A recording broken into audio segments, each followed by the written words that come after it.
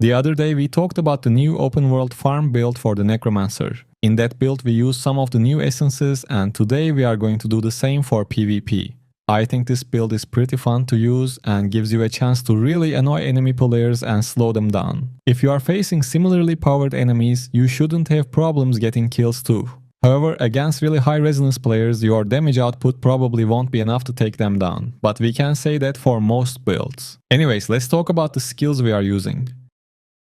First, we have Corpse Lance. Thanks to the new Dark Curse Pants essence we got with the last patch, we don't have any problems creating corpses to use. For this skill, we have two different essences. One of them is a helmet essence, which gives us the only controllability we have with this build. If Corpse Lance hits an enemy 4 times, it immobilizes that enemy. For the other essence, we have the new Offhand. This one summons 4 lances from each corpse that attack random enemies. So that's why I'm using this essence. Even if you have only a few corpses around, you are able to hit them with 4 lances very quickly, triggering the immobilize effect. I think these two essences work really well together, but you can get away with the original Corpse Lance without the Offhand essence. But like I said, I really like these two essences working together. I already mentioned it, but next we have Dark Curse. I'm using 3 essences with it, but one of them is optional. I will mention it when we talk about the legendary items. As you can guess, we are using the new Pants essence, which makes this build possible. On top of that, we have the chest as well, which increases our critical hit chance against the enemies affected by our Dark Curse.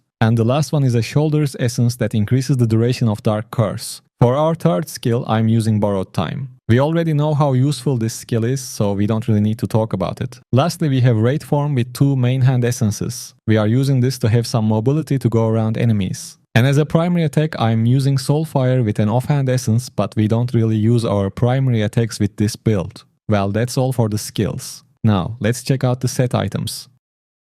I think there are a couple of set item combinations you can choose for this build. First of all, using 6 pieces Banquet of Eyes and 2 pieces Feasting Barons pack is one of the best options you have. Other than that, you can try 4 pieces of Banquet and 4 pieces of Feasting Barons as well. With the skills and essences we have, activating Banquet bonuses is very easy, and Feasting Barons increases the duration of your harmful effect, which includes the slow and immobilize effects we apply with our Corpse Lance. Maybe using 4 pieces Angmets instead of Banquet can be a decent option as well. Now, let's move on to the legendary items we are using.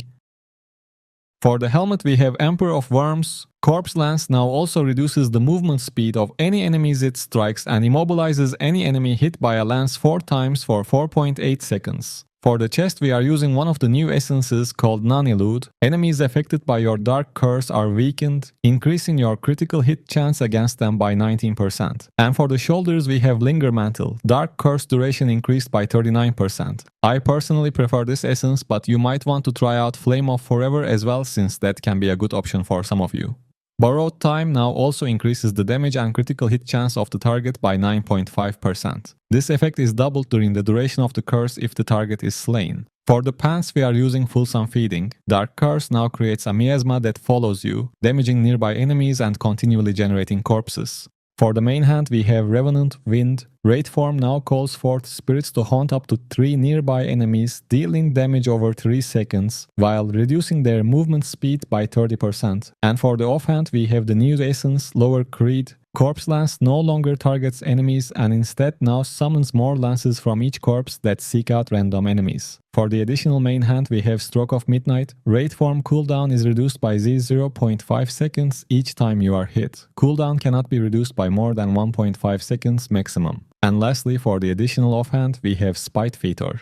Soulfire now has a 25% chance to explode on hit, dealing damage to nearby enemies and causing them to burn. And that's all the legendary items we have for this build. Now, let's talk about some of the other details. If you are using items with cursed properties, you can go for 6 pieces Atrophied or Detested. Both of them are just fine for this build. And I'm using Warden Paragon 3 when I'm doing PvP activities, but you can always play with Gladiator. That's a pretty good option as well. I think that's all the details I have for this one. Now I will add some clips of this build. I hope you enjoy it. Thanks for tuning in and take care.